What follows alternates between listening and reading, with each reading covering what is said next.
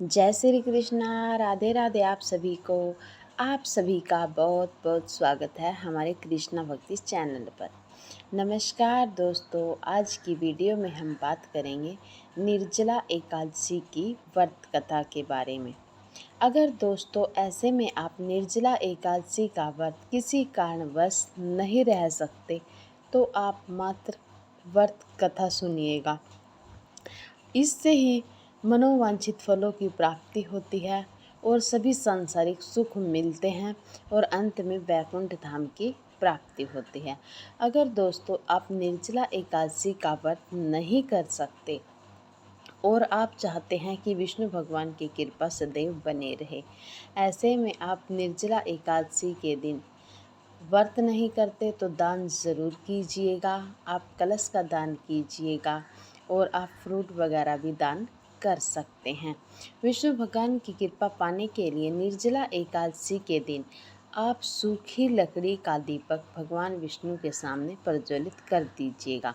आपने सूखी लकड़ी पर कच्चा सूत लपेटकर और देसी घी में डुबोकर उस देसी घी का दीपक आपने विष्णु भगवान के सामने प्रज्वलित करना है। इससे आपके घर में सदैव भगवान विष्णु का वास रहेगा। अगर आप एकादशी का व्रत नहीं कर सकते तो प्लीज़ दान ज़रूर कर दीजिएगा और कथा ज़रूर सुनिएगा। कथा को अंत तक ज़रूर सुनिएगा। वीडियो अच्छी लगेगी तो प्लीज़ एक लाइक ज़रूर कर दीजिएगा। अगर आप मेरी आवाज़ पहली बार सुन रहे हैं तो चैनल को सब्सक्राइब ज़रूर कर दीजिएगा। आज की व्रत कथा निर्जला एकादशी की। इस एकादशी को भीमसेन एकादशी भी कहा जाता है। हे पितामह भ्राता युधिष्ठिर, माता कुंती, द्रौपदी, अर्जुन, नकुल और सहदेव आदि एकादशी को दान व व्रत करते हैं और मुझसे एकादशी के दिन अन्न खाने को मना करते हैं।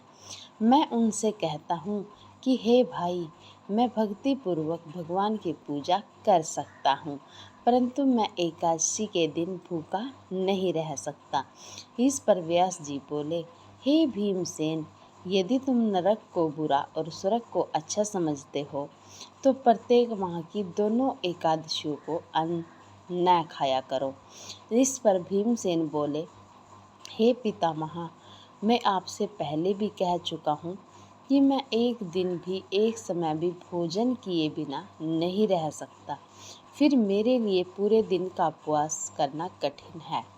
यदि मैं प्रयत्न करूं तो एक व्रत अवश्य कर सकता हूं। आप मुझे कोई एक ऐसा व्रत बतलाइए जिससे मुझे स्वर्ग की प्राप्ति हो।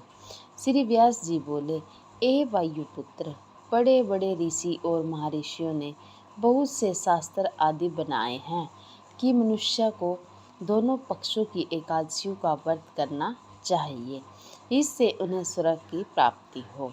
श्री व्यास जी के वचनों को सुनकर भीमसेन नरक में जाने के कारण अत्यंत भयभीत हुए और लता के सामने कांपने लगे। वह बोले, हे पितामह, अब मैं क्या करूं, क्योंकि मुझसे व्रत नहीं हो सकता। आप मुझे कोई एक व्रत बतलाइए जिससे मेरी मुक्ति हो जाए। इस पर श्री व्यास जी बोले, हे भीमसेन, कृष्ण और मिथुन संक्रांति के मध्य में ज्येष्ठ मास की शुक्ल पक्ष की एकादशी होती है, उसका निर्जला व्रत करना चाहिए।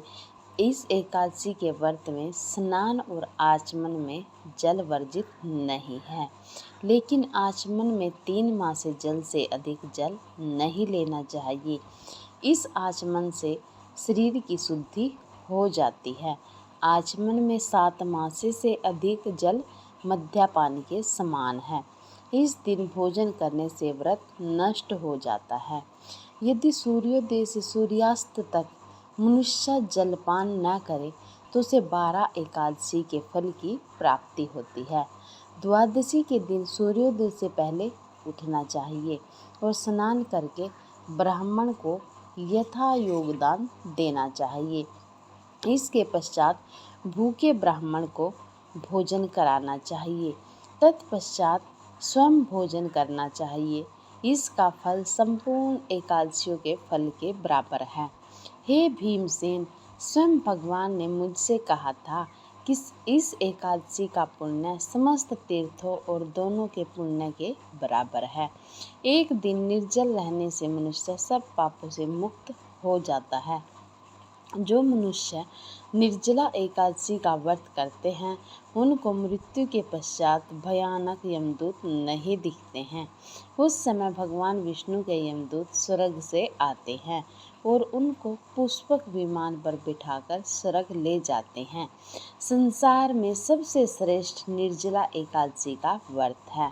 यत्न पूर्वक इस एकादशी का निर्जल व्रत करना चाहिए। उस दिन ओम नमो भगवते वासुदेवाय मंत्र का उच्चारण करना चाहिए। व्यास देव जी के ऐसे वचन सुनकर भीमसेन ने निर्जल व्रत किया। इसी एकादशी को भीमसेन या पांडव एकादशी भी कहते हैं। निर्जल व्रत करने से पहले भगवान की पूजा करनी चाहिए और उनसे विनय करना चाहिए कि मैं दूसरे दिन भोजन करूँगा। मैं इस व्रत को श्रद्धापूर्वक करूँगा, इससे मेरे सब पाप नष्ट हो जाएंगे। इस दिन एक बड़े वस्त्र से ढककर स्वर्ण सहित दान करना चाहिए। जो मनुष्य इस व्रत को दोपहर में स्नान व तप आदि करके स्वर्ण का दान करते हैं उनको करोड़ फल स्वर्ण के दान का फल मिलता है। जो मनुष्य इस दिन यज्ञ होम आदि करते हैं उनका फल वर्णन भी नहीं हो सकता। इस निर्जला एकादशी के व्रत से मनुष्य विष्णु लोक को जाता है। जो मनुष्य इस दिन अन्न खाते हैं उन्हें चांडाल समझना चाहिए, वे अंत में नरक में जाते हैं। ब्रह्मा हत्यारे, मद्यपान करने वाले, चोरी करने वाले, गुरु से द्वेष करने वाले, असत्य बोलने वाले इस व्रत को करने से स्वर्ग को जाते हैं। हे कुंती पुत्र, जो पुरुष या स्त्री इस व्रत को श्रद्धापूर्वक करते हैं उनका निम्नलिखित कर्तव्य है। उन्हें सर्वप्रथम विष्णु भगवान की पूजा करनी चाहिए, तत्पश्चात गौ का दान करना चाहिए। उस दिन ब्राह्मणों को दक्षिणा, मिष्ठान आदि देना चाहिए।